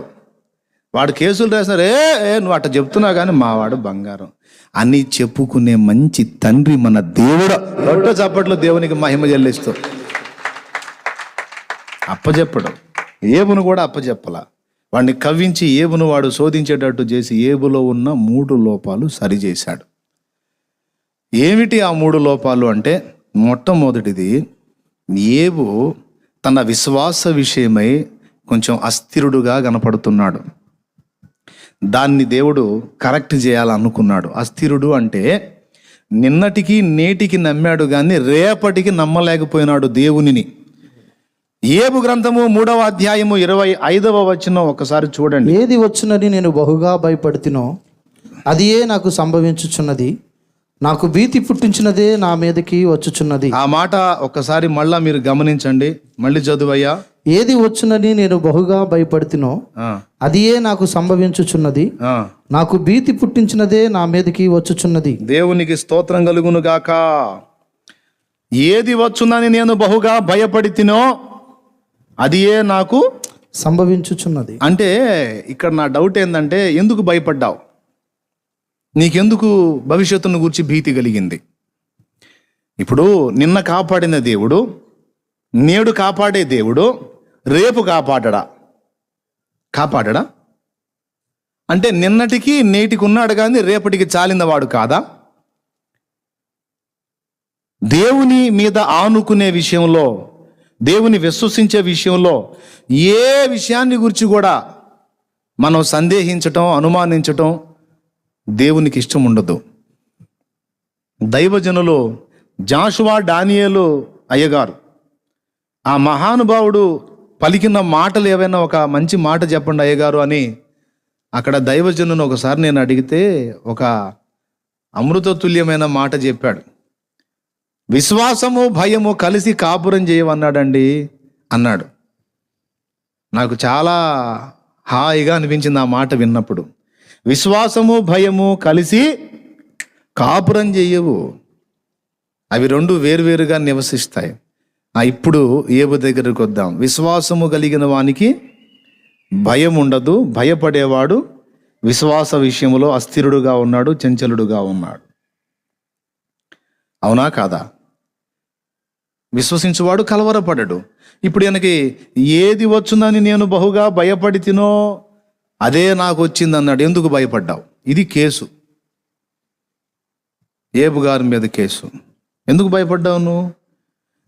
ఈ పాట పాడుకోలేకపోయావా శుభ్రంగా? ఏబు గారు, కాపాడినావు ఇంతకాలము, కాపాడెదవు ఇక ముందు కాలము, కాపాడినావు ఇంతకాలము, కాపాడెదవు ఇక ముందు కాలము, నిన్ను మరువనయ్యా నా జీవితాంతము, నిన్ను మరువనయ్యా నా జీవితాంతము, నీకే నా బ్రతుకు సొంతము, నీకే నా బ్రతుకు సొంతము, అందుకొనుము దేవా ఆరాధన, దీన స్తుతి నివేదన, అందుకొనుము దేవా ఆరాధన, ఆరాధన, ఆరాధన, ఆరాధన, ఆరాధన, అందుకొనుము దేవా ఆరాధన, దీన స్తుతి నివేదన. దేవునికి స్తోత్రం. హల్లెలూయా. వాడు ఎడిపోయాడు రా? ఆ మైకు తీసుకున్నాడు కూర్చోమన్నా. ఉందా మైకు పట్టుకొని కూర్చున్నాడా? దాక్కొని కూర్చోరా, కనపడవాకు నువ్వు.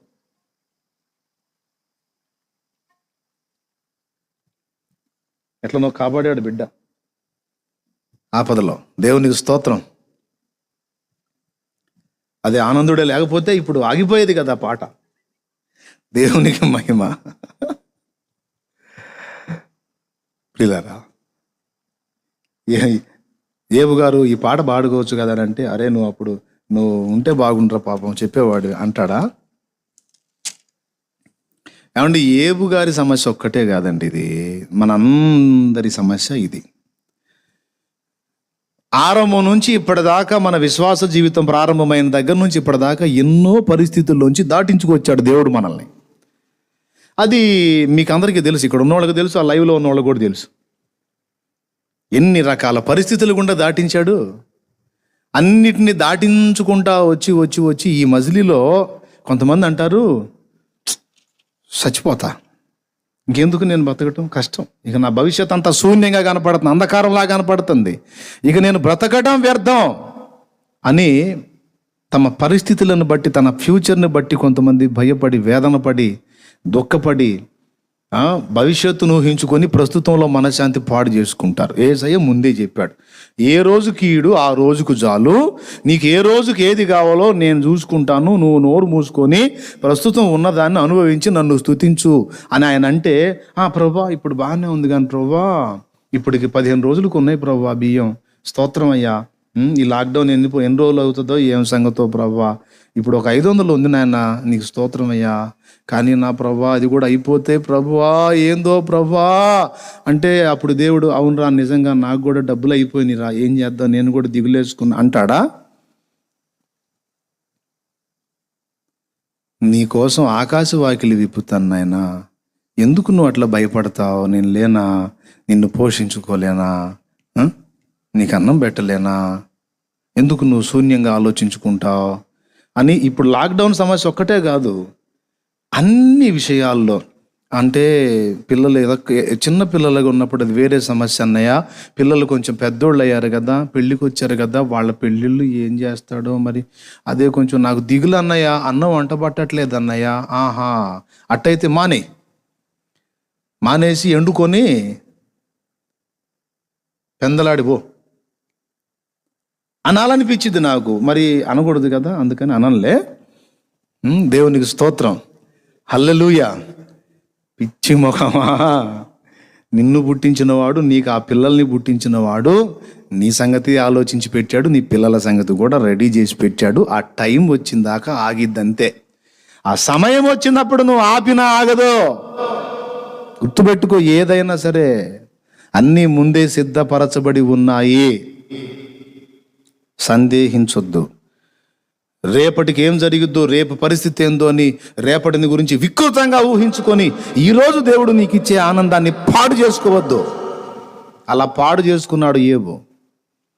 అరే అష్టైశ్వర్యాలు ఇచ్చాడు, కమ్మని భార్య, పిల్లలు, 10 మంది సంతానం, దాసదాసి జనాంగం, మంచిగా ఆయనంటే గౌరవించే సమాజం, సిరి సంపదలు అన్నీ ఇస్తే కమ్మగా కళ్ళ ముందు ఉన్నదాన్ని కడుపు నిండా దీన్ని దేవా నీకు స్తోత్రం అనుకోకుండా ఏబు అనుకున్నాడంట,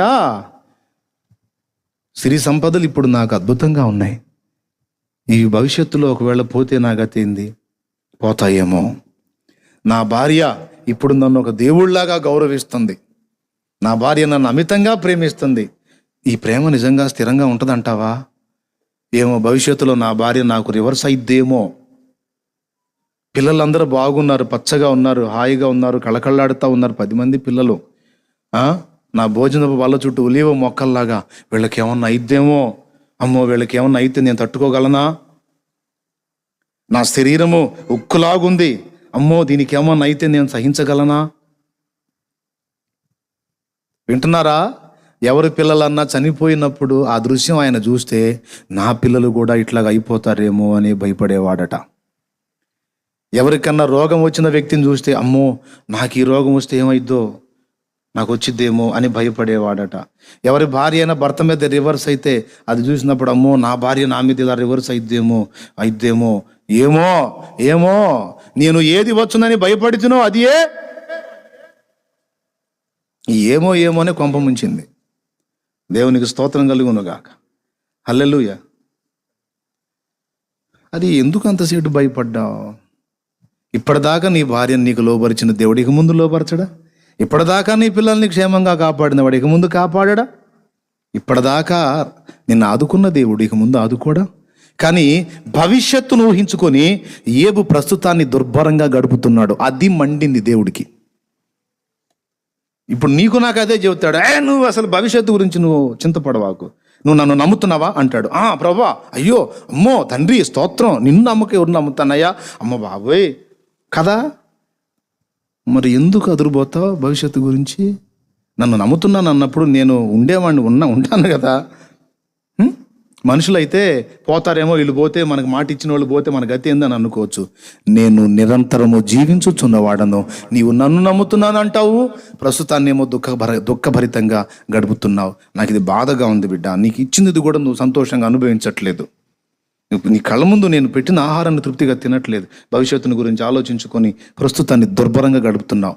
కాబట్టి నేను ఊరుకోను, ఈ పైత్యం నీలో వదలగొట్టాలా. కావాలంటే మీరు కూడా కంపేర్ చేసి చూసుకోండి ఆ వచనాల్ని.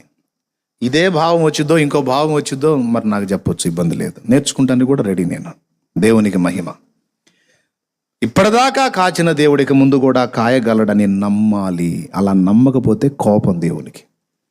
అలా నమ్మకపోవటం మనలో ఒక లోపం. ఓకే, చెప్పండి, నమ్ముతున్నారా భవిష్యత్తుకు కూడా దేవుడు చాలినవాడనే? ఇప్పటిదాకా ఆదుకున్నవాడు, ఇప్పటిదాకా పోషించినవాడు, ఇప్పటిదాకా నడిపించినవాడు నిన్ను, నీ బిడ్డల్ని మొత్తాన్ని ఆదరించగలుగుతాడు. భవిష్యత్తులో కూడా ఆయన ఉంటాడు, తోడై ఉంటాడు, ఖచ్చితంగా నిన్ను ఆదరిస్తాడనే నమ్మకం నీకుందా? లేకపోతే కౌంటర్ కావాలా నీకు కూడా ఏపుకు పడ్డట్టు? జాగ్రత్త, సరి చేసుకోమని చెప్తున్నాడు. అందుకే ఏబు చరిత్ర రాయించి పెట్టాడు. నంబర్ 1 అయిపోయింది. టైం కూడా అయిపోయినట్టుంది. దేవునికి స్తోత్రం.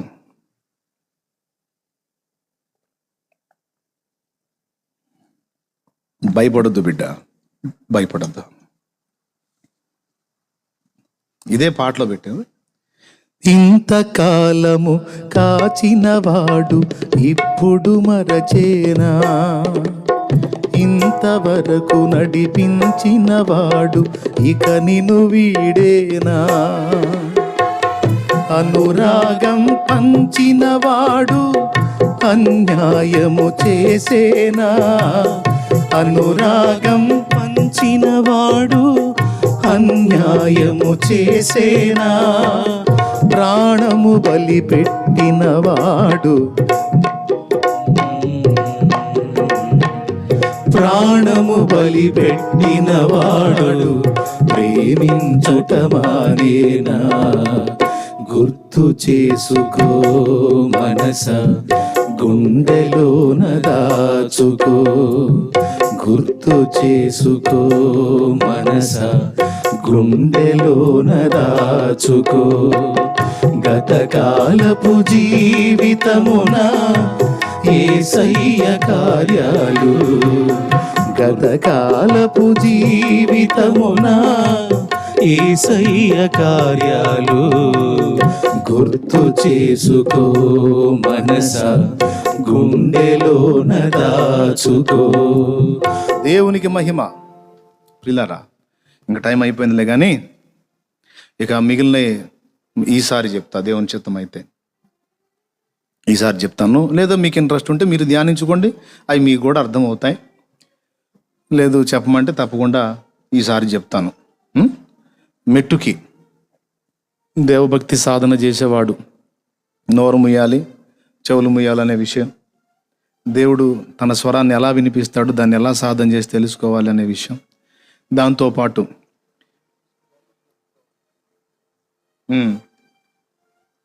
తర్వాత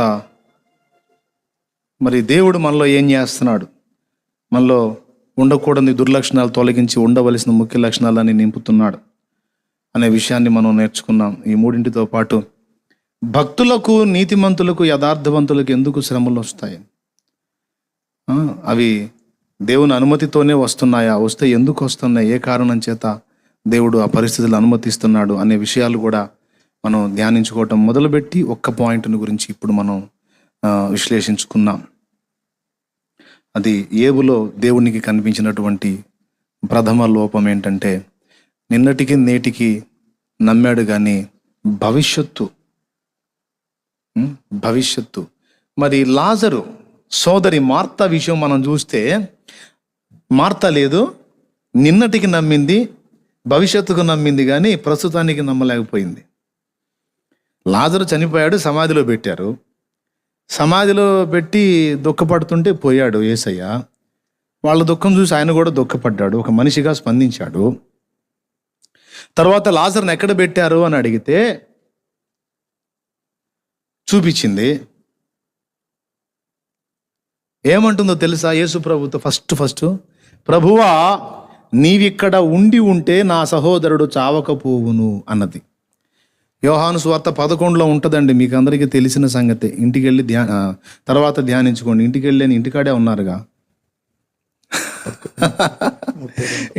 ఉన్నారుగా, ఇంట్లోనే ధ్యానించుకోండి, చేయగలిగినే ఉంది. యోహాను సువార్త 11లో ఉంటుంది. 30 ఏమొచ్చినా అది, ప్రభువా నీవిక్కడ ఉంటే ఆయన పాదముల మీద పడి, ప్రభువా నీవిక్కడ ఉండిన ఎడల నా సహోదరుడు చావకుండున నేను. అంటే గతించిపోయింది. మా అబ్బాయి చనిపోయాడు, తీసుకెళ్ళి భూస్థాపన చేసేసాము, గుహలో పెట్టేశాము. అదే నువ్వు 4 రోజుల క్రితంగానే ఉన్నట్టయితే బతికేవాడు. అంటే నిన్నటికి దేవుడు, ఓకే, నిన్నటికి చాలినవాడు అని చెప్పింది.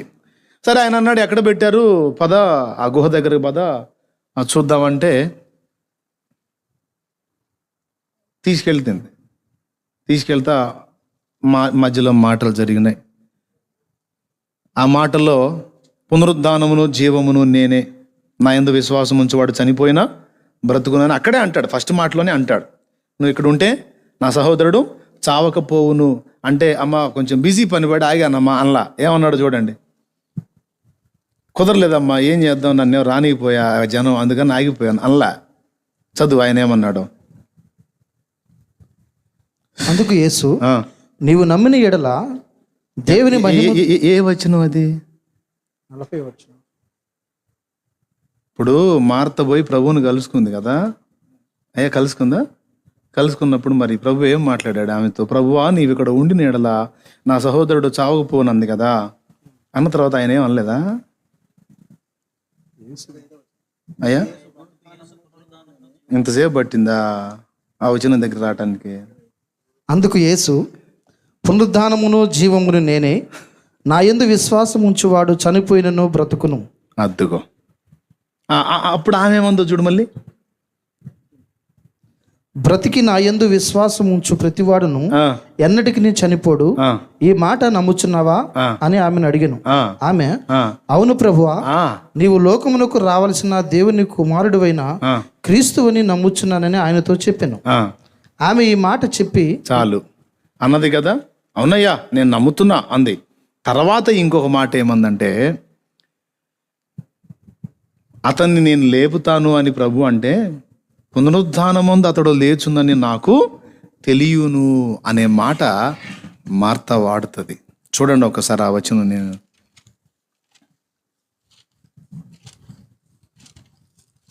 యోహాను సువార్త, దేవునికి స్తోత్రం కలుగును గాక, 24వ వచనం చదువు. మార్త ఆయనతో 23వ వచనంలో ప్రభు అంటాడు, యేసు నీ సహోదరుడు మరలా లేచునని ఆమెతో చెప్పగా మార్త ఆయనతో అంత్య దినమున పునరుద్ధానమందు 11:24 అండి, లేచునని ఎరుగుదున నేను. ఇక్కడ మార్త నిన్నటికి యేసు చాలినవాడని నమ్మింది, భవిష్యత్తు కూడా చాలినవాడని నమ్మింది. నీవు ఇక్కడ ఉంటే మా అబ్బాయి చచ్చిపోయేవాడు కాదు అయ్యా, అంతా అయిపోయి 4 రోజులు అయినాక వచ్చావు అంటే 4 రోజుల క్రితం ఉన్నట్టయితే బతికిచ్చేవాడివి అంటే ప్రస్తుతం వల్ల కాదనేగా. లేదా మళ్ళీ లెగుస్తాడంటే ఆ భవిష్యత్తులో వస్తావులే, మళ్ళీ పునరుద్ధానం మహిమతో వస్తావు కదా భవిష్యత్తులో, అప్పుడు లెగుస్తాడులే, పునరుద్ధానంలో అందరూ లేచేటప్పుడు లెగుస్తాడులే, తెలుసు నాకు కూడా అంది. భవిష్యత్తును నమ్మింది, గతాన్ని నమ్మింది, కానీ ప్రస్తుతం మాత్రం ఖాళీ అయిపోయింది. అప్పుడు ఆయన అన్నాడు అన్నమాట, అమ్మా నేను నిన్నటికను వచ్చే భవిష్యత్తుకు మాత్రమే కాదు, ఇప్పటికీ కూడా నీవు నన్ను నమ్మొచ్చు, ప్రస్తుతానికి కూడా నీవు నా మీద ఆధారపడవచ్చు. నేను 3 కాలాలకు చెందినవాణ్ణి, నేను అన్ని కాలములలో ఉన్నవాణ్ణి. అన్ని కాలంబులనున్న యెహోవా నిన్నెన్నాదరంబయో కన్న తండ్రి. అన్ని కాలంబులనున్న యెహోవా నిన్నెన్నాదరంబయో కన్న తండ్రి. వన్నేకెక్కిన మోక్ష పాశాళి సన్నూతులున్నాతమయుండ మున్నె నీకు. అన్ని కాలంబుల నున్న యెహోవా నిన్నెన్నాదరంబయో కన్న తండ్రి. ఓ మా కన్న తండ్రి. స్తోత్రం. అయ్యా అమ్మలారా, ఈ లైవ్లో వింటున్న వాళ్ళారా, ఆయన మొన్న రోగం బాగు చేయటం కాదయ్యా, భవిష్యత్తులో బాగు చేయటం కాదయ్యా, ప్రస్తుతం కూడా బాగు చేయగలడు. ఆయన దయగలిగితే, ఆయనను గద్దించగలిగితే, ఆయన చిత్తం అయితే. ఆయన మా గతంలో చేసినాడు, భవిష్యత్తులో చేసేవాడు, ప్రస్తుతం కూడా చేయగలడు. కాబట్టి సందేహించొద్దు. అన్ని కాలాలకు నువ్వు దేవుని మీద అనుకో. అన్ని పరిస్థితులకు, అన్ని కాలాలకు ఆయన చాలినవాడు. ఇంకేం చెప్పాలి? కాబట్టి మీరు ఇది గ్రహించి, మరి ఏవైతే ఆ విషయంలో కొంచెం మనకి స్థిరంగా కనపడ్డాడు. ఏదో వచ్చిందని నేను బహుగా భయపడుతున్నా, అదే వచ్చింది, నాకు భీతి పుట్టించినదే నాలో జరిగింది. ఖచ్చితంగా ఏవేవైతే అనుకున్నాడో అవన్నీ వచ్చినాయి. అందుకే ఇక్కడ ఒకటి గుర్తుపెట్టుకోండి, నీ విశ్వాసము చొప్పుననే నీకు జరిగిద్ది అన్న యేసు మాట అబద్ధం కాదు. నీ నమ్మిక చొప్పుననే నీకు కలిగిద్ది అన్న మాట కూడా అబద్ధం కాదు. మన అంతరంగ విశ్వాసం ఏదైతే మనం ఏర్పరచుకుంటామో దాని ఫలితమే మనం పొందుతాం. కొంతమందికి ఊరికే ఇక వికృతంగా ఊహించుకుంటూ ఉంటారు జీవితాన్ని. అట్లా ఊహించుకోవద్దు. గందరగోళం అయిపోయినా సరే నీ జీవితం విశ్వాస నేత్రాలతో చూడు. శూన్యంలాగున్న నీ జీవితాన్ని సుందర సృష్టిగా నా దేవుడు చేయబోతున్నాడు. ఎండమావి ఎడారిలాగా మారిపోయిన నీ జీవితాన్ని నువ్వు చూసుకుంటున్నావు. నా బ్రతుకిలాగా అయిపోయింది, ఇది బాగుపడిద్దా అనే వేదన నిన్ను ఆవరించినట్లయితే విశ్వాస నేత్రాలతో చూడు. ఎండ మావులే జీవజల నదులుగా నా దేవుడు మార్చబోతున్నాడు. నా జీవితంలో చేశాడండి, నీ జీవితంలో కూడా చేస్తాడు ఆయన. నేను అదే నమ్మా. నా దేవుణ్ణి నేను నమ్ముతున్నా. కఠినమైన శ్రమలలో నేను ఉన్నప్పుడు, ఈరోజు ఇలా ఉన్నా ఇది ఇలాగునే కొనసాగదు. ఒక రోజు ఉంది, ఆ రోజు నాకు దేవుడిస్తాడో, నా పక్షంగా ఆయన తన హస్తము చాపుతాడు. ఆ రోజు నేను ఆశీర్వాదకరమైన పాత్రనవుతాను. నా దేవుడు నాకు కృప చూపుతాడు. నేను నా దేవుణ్ణి సందేహించను, ఆయన శక్తిని సందేహించను. ఇప్పుడు ప్రస్తుతం ఉన్న ఇబ్బందులను బట్టి నా భవిష్యత్తుని నేను వికృతంగా ఊహించుకోను. నా దేవుని అందలి విశ్వాసమును బట్టి నేను మంచిగానే నా భవిష్యత్తును విశ్వసిస్తున్నాను. నా దేవుడు నాకు తోడై ఉంటాడు. నిశ్చయముగా ఆయన నన్ను ఆశీర్వదిస్తాడు. నేను అది నమ్ముతున్నాను అని నేను దేవుని మీద విశ్వాసం పెట్టుకున్నా. ఆ విశ్వాసం నన్ను సిగ్గుపరచలా. తప్పకుండా నేను ఏవేవైతే అనుభవాలు కోరానో అవన్నీ కూడా నా దేవుడు నెరవేర్చి నాకు చూపించాడు. కాబట్టి మీరు ఇవన్నీ గుర్తుపెట్టుకొని మీరు ధైర్యం తెచ్చుకోండి. అందుకే నేను పాడింది ఆ పాట.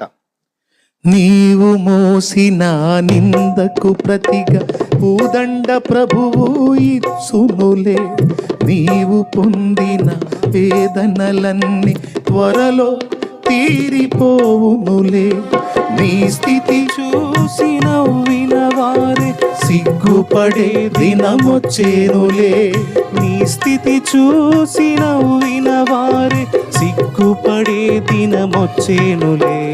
విడుదల సమీపించెను, నీకు వెలుగు దయించును. విడుదల సమీపించెను, నీకు వెలుగు దయించును. చెమ్మగిల్లు కళ్ళల్లోన కన్నీళ్ళెంత కాలం, కష్టాల బాటలోనే సాగదు పయనం. విడుదల సమీపించెను, నీకు వెలుగు దయించును. విడుదల సమీపించెను, నీకు వెలుగు దయించును. నువ్వు ఏ శోధనతో పోరాడుతున్నావో తప్పకుండా భవిష్యత్తులో నీకు దాని మీద జయం వస్తుంది. నువ్వు ఏ సమస్యతో పోరాడుతున్నావో, ప్రస్తుతం వేదన పడుతున్నావో, ఇంకా కొద్ది దినములో నీకు ఆ పరిస్థితుల్లోంచి విడుదల వస్తుంది. నువ్వు ఏ బలహీనత చేత శోధించబడుతున్నావో ప్రస్తుతం, కొద్ది దినములో నీకు దానిలో నుండి విడుదల వస్తుంది. ఎందుకు నమ్మవు? నమ్ము, అదే జరగబోతుంది.